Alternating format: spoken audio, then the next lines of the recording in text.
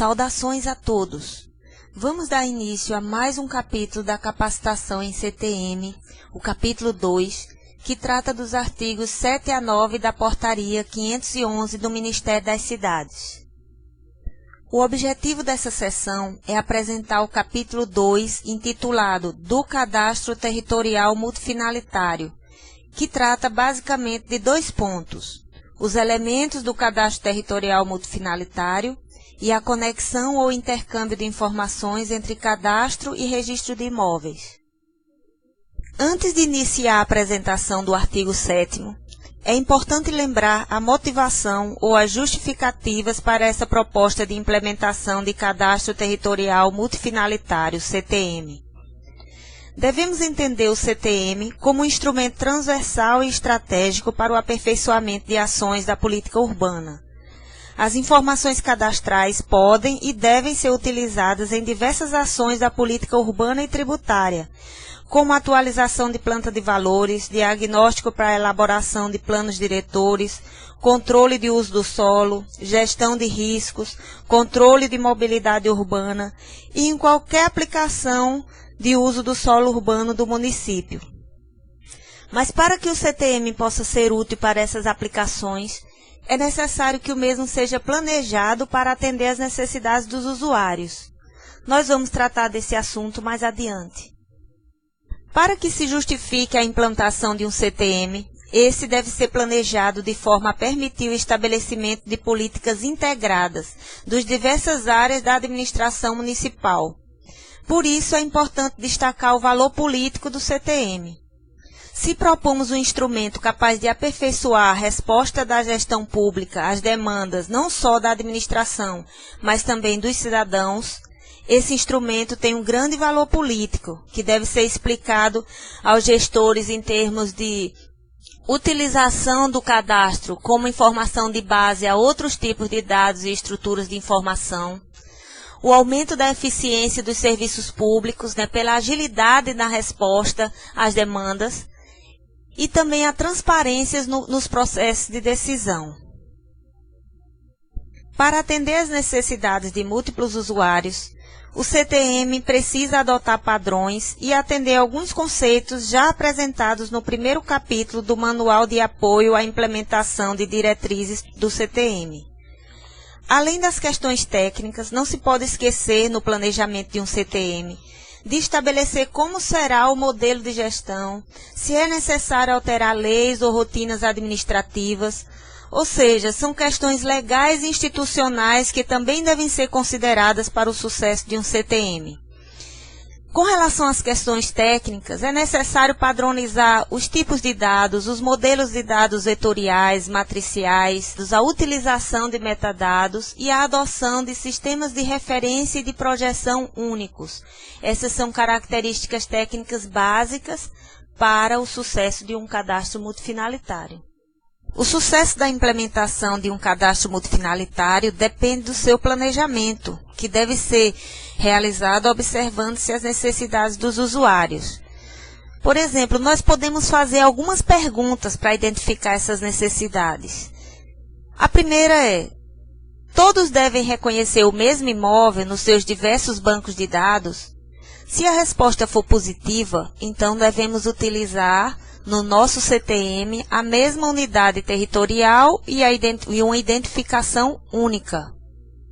Se todos devem localizar o mesmo imóvel, a solução é o georreferenciamento das parcelas a um sistema de referência também único. E se a situação jurídica, a informação legal sobre a parcela é importante para os meus usuários, então nós devemos estabelecer o intercâmbio entre cadastro e registro de imóveis, ou seja, o intercâmbio com os cartórios. Essas são questões básicas na implementação do planejamento de um CTM. Embora cada cadastro deva ser planejado de acordo com as aplicações que se deseja para o sistema, pode-se destacar algumas metas que o CTM deve atender. Por exemplo, integrar os conteúdos cadastrais. Isso é uma característica básica de um cadastro multifinalitário. Otimizar os processos de gestão para ter um maior apoio, proporcionar um maior apoio à tomada de decisão. Promover a interoperabilidade e a multifuncionalidade, porque essas são as bases para o compartilhamento de informações. Aperfeiçoar o registro territorial, por exemplo, aperfeiçoando a descrição do imóvel nesse registro. Aumentar a eficiência dos serviços, aumentar a segurança dos dados, estabelecendo um sistema mais confiável, baseado em padrões. Possuir uma plataforma tecnológica dirigida ao cidadão. Deve-se evitar planejar um cadastro voltado exclusivamente para o atendimento às funções da administração pública. O cidadão deve ser pensado para ser atendido também. E isso é feito através do acesso à informação. Naturalmente, nesse caso do acesso à informação, deve-se observar a legislação do país referente à privacidade e ao sigilo de informação. A partir dessas considerações iniciais, vamos discutir a partir de agora os artigos 7 a 9 das diretrizes. De acordo com o artigo 7º, o CTM é constituído de arquivos e documentos originais de levantamento cadastral de campo, arquivo dos dados literais alfanuméricos referente às parcelas cadastrais e a carta cadastral. Nós vamos explicar a que se refere cada um desses elementos a partir de agora.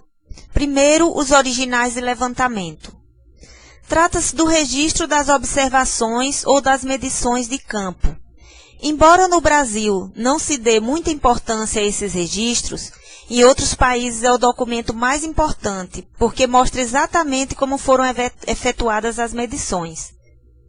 Estas figuras mostram o exemplo de um croquis e de uma caderneta de campo de um levantamento topográfico.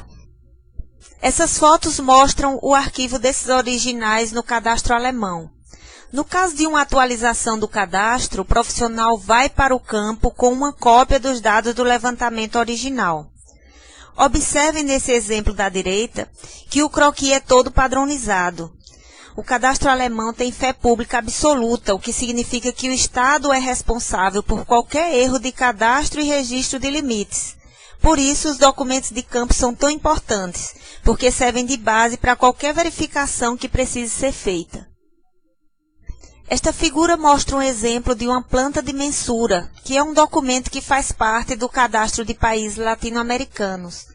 Nesse caso, o exemplo é do cadastro argentino, mas também são exigidas plantas de mensura no Uruguai, na Colômbia. Esse é um exemplo de uma área de abrangência de eletrodutos, mas todo certificado cadastral, que é o documento do imóvel no cadastro, traz a representação das medidas realizadas.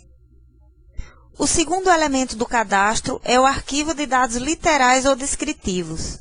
Aqui não podemos esquecer que a função primordial do cadastro é informar corretamente sobre a relação entre pessoa e terra. Então, não podem faltar no banco de dados informações como o identificador da parcela, dados pessoais de quem detém algum direito sobre cada porção do território, seja esta pessoa o proprietário ou possuidor, o uso da parcela, seu valor e toda e qualquer informação que seja definida como importante no planejamento do CTM. É importante lembrar também que este conteúdo seja determinado de forma que todos os dados possam ser mantidos constantemente atualizados. Uma informação de difícil atualização ou pouco utilizada tem pouco valor para o cadastro. O terceiro elemento básico do cadastro é a carta cadastral, que pelo artigo 8º das diretrizes, define-se carta cadastral como sendo a representação cartográfica do levantamento sistemático territorial do município. Vamos esclarecer agora as características de uma carta cadastral. Com base na definição do cadastro como um conjunto de dados referentes aos levantamentos dos limites de parcela, então o primeiro elemento que não pode faltar numa carta cadastral são as parcelas e seus identificadores. Vejam nesse exemplo de uma carta do cadastro alemão que a mesma é muito simples, contém basicamente os limites de cada parcela e seus elementos construídos. Outro elemento importante na representação são os pontos de controle utilizados como referência para os levantamentos. No nosso caso, são os pontos do Sistema Geodésico Brasileiro e das redes de referência municipal, que serão detalhados pelo professor Francisco na explicação do capítulo 3 das diretrizes. Esta figura mostra mais um exemplo de carta cadastral, com suas parcelas e identificadores correspondentes. Esse é um exemplo de certificado cadastral da Colômbia. É o documento da parcela no cadastro e mostra o trecho da carta cadastral que contém a parcela consultada. Nesse caso, a parcela 23 que está destacada. Além da representação gráfica, o certificado traz informações como endereço, número de matrícula, área, coordenadas dos limites, confrontantes, escalas. São essas informações que estão no lado direito da figura do certificado. No Brasil, nós não temos uma cultura de elaboração de cartas cadastrais da forma como está sendo proposta nas diretrizes. As cartas produzidas e utilizadas nos cadastros são as cartas de feições. Isso na melhor das hipóteses, no cadastro urbano, porque no cadastro rural nós não temos cartografia cadastral sistematizada. Essas cartas de feições, elas contêm os elementos visíveis do terreno, que são obtidos geralmente por fotogrametria.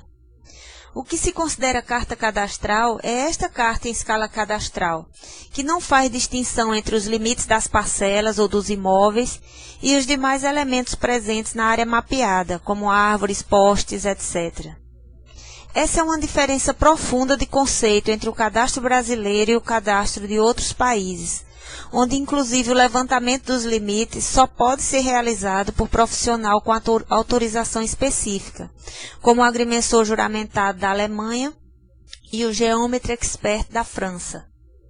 O mais próximo que temos dessa situação no Brasil é o profissional credenciado pelo INCRA para o georreferenciamento de imóveis rurais. Para o caso de imóveis urbanos, nós ainda não temos uma definição de profissional credenciado para essa atividade. Esta tabela sintetiza as principais diferenças entre uma carta cadastral e uma carta de feições. Eu vou destacar algumas delas. A carta cadastral, ela se refere a limites legais de imóveis. Então, esse método de aquisição de dados para a carta cadastral, geralmente são os métodos topográficos e geodésicos. Já a carta de feições, ela apresenta a delimitação dos limites físicos, ou seja, os limites que estão materializados no terreno, como cercas, muros, ou seja, são visíveis em imagens e então essa carta pode ser elaborada com base em métodos fotogramétricos, por exemplo. Essa é uma diferença básica entre essas duas cartas. Os elementos do cadastro que nós acabamos de apresentar, eles podem ser integrados através da utilização de sistemas de informações geográficas, que são programas capazes de integrar bases geométricas com banco de dados. O SIG é uma ferramenta muito útil no CTM, porque ele facilita o cruzamento de informações das bases distintas e, usando técnicas de análise espacial, é capaz de gerar mapas temáticos, relatórios e outros tipos de saída que eram difíceis de serem obtidos anteriormente. Essa figura mostra uma aplicação de SIG para cadastro, utilizando um programa livre como visualizador do sistema. Então, observe a representação cartográfica associada ao banco de dados descritivo. Agora vamos deixar os detalhes das questões geométricas e cartográficas da implementação do CTM, que voltarão a ser abordados pelo professor Francisco, que apresentará o capítulo 3 das diretrizes. O artigo 9 trata de um tema muito importante no CTM, que é a informação sobre a situação legal da parcela. Segundo esse artigo, as informações contidas no CTM e no RI devem ser devidamente coordenadas e conectadas por meio de troca sistemática de dados, com a finalidade de permitir o exercício pacífico do direito de propriedade, proteger e propiciar a segurança jurídica, o mercado imobiliário e os investimentos a ele inerentes. Então, vamos detalhar como é que nós podemos promover essa interconexão entre cadastro e registro de imóveis. Nós já falamos no início dessa sessão que, se o cadastro é multifinalitário, ele deve atender às necessidades do usuário. Então, uma pergunta que deve ser feita no planejamento do CTM é se a informação legal atualizada é uma necessidade dos usuários das informações cadastrais. Se a resposta for positiva, então a forma de se obter sempre a informação legal atualizada é através do intercâmbio com os registros imobiliários. Vamos voltar ao artigo 4º das diretrizes. Os dados do CTM, quando correlacionados às informações constantes no registro de imóveis, constituem o Sistema de Cadastro e Registro Territorial, SICART. O SICART é um sistema que deve responder sobre cada porção do território 4 perguntas básicas: onde, quanto, quem e como. As perguntas onde e quanto, elas são respondidas ou devem ser respondidas pelo cadastro multifinalitário. Se refere à localização, dimensões, as características físicas da parcela. Já as perguntas quem e como se referem à pessoa que tem direitos ou obrigações relacionados a essa porção do território. Já o registro de imóveis tem condições de responder à questão quem possui aquele imóvel e como esse imóvel foi adquirido, né, quais são os direitos e as obrigações que recaem sobre esse imóvel caracterizado pelo cadastro. Precisamos entender, então, por que correlacionar cadastro e registro. Vejam algumas das conclusões do primeiro Congresso Ibero-Americano de Cadastro, que aconteceu em Cusco em 2006. Deve-se estabelecer mecanismos de coordenação permanente entre cadastro e registro, a fim de que o primeiro outorgue o adequado sustento físico à inscrição registral, ou seja, as informações, a caracterização física de cada parcela, e que o registro, por sua vez, proporcione a informação jurídica pertinente, mantendo-se e respeitando-se as respectivas competências. Muito importante esse final da frase, porque muitas vezes se gera uma expectativa quando se propõe o intercâmbio de informações entre cadastro e registro, uma expectativa ou uma preocupação referente à extinção ou à aglutinação de um órgão por outro. Isso não é a proposta das diretrizes, né? As diretrizes propõem que haja o intercâmbio e que se mantenham as funções de cada uma dessas instituições. Então, a incorporação das bases registrais ao sistema de informações cadastrais permitirá às entidades geradoras e usuárias do cadastro conhecer as características físicas e legais do prédio, que são informações fundamentais para que essas informações do cadastro possam ser melhor aproveitadas por múltiplos usuários.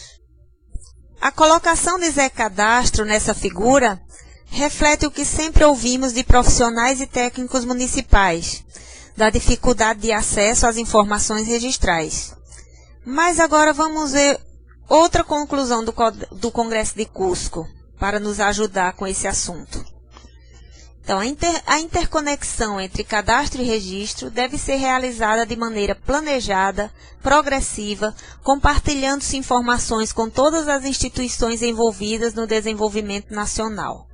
Então, não podemos ter uma expectativa de que de uma hora para outra, nós que não temos uma cultura cadastral e não temos uns sistemas cadastrais consolidados, vamos conseguir implementar e colocar em funcionamento a curto prazo um cadastro que funcione perfeitamente conectado com o registro de imóveis e outros sistemas. Essa implementação, ela deve ser cuidadosamente planejada e progressivamente implementada. O problema no Brasil é que não existe a exigência legal do compartilhamento ou intercâmbio de informações entre cadastro e registro. Ou melhor, existe essa exigência, mas somente para o cadastro rural. Mas alguns municípios fizeram convênios com os cartórios e já têm experiências interessantes de troca de informações. Outros têm realizado esse intercâmbio informalmente, mas essa não é a forma mais recomendada, porque o cadastro é muito sensível às questões políticas e uma mudança de gestão pode pôr tudo a perder. Estas figuras ilustram um sistema implementado no município de Dourados, no Mato Grosso do Sul. Através do intercâmbio entre a Prefeitura e o Registro de Imóveis, pode-se realizar o acompanhamento simultâneo das ações das duas instituições. Esse exemplo é de um processo de desmembramento, mas nesse link que eu estou disponibilizando, você pode consultar os detalhes do sistema e ver outros exemplos de aplicação. O município de São Paulo tem um convênio também entre a Prefeitura e a ARISP, que é a Associação dos Registros Imobiliários do município de São Paulo, que congrega os 18 registros imobiliários da capital. Esse convênio determina que informações a Prefeitura deve encaminhar para os registros e que informações os registros devem encaminhar para a Prefeitura.